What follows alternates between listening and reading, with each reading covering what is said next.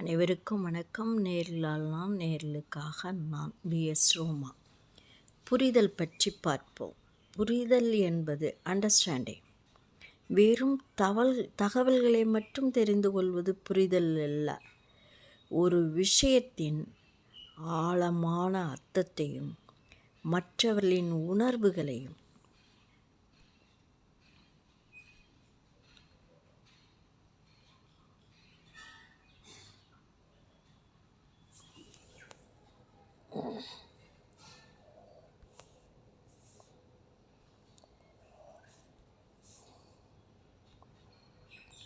அனைவருக்கும் வணக்கம். நேரிலால் நான், நேரலுக்காக நான்.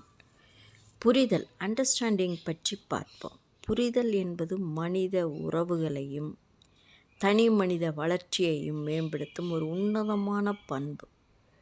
ஒரு விஷயத்தை பற்றியோ அல்லது ஒரு நபரை பற்றியோ ஆழமாக உணர்ந்து கொள்வதே இதனுடைய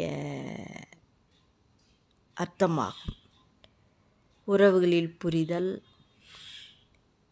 அறிவு சமாச்சாரங்களில் புரிதல், மற்றவர்களை நாம் புரிந்து கொள்வதற்கு முன் நாம் நம்மை அறிந்து கொள்வது,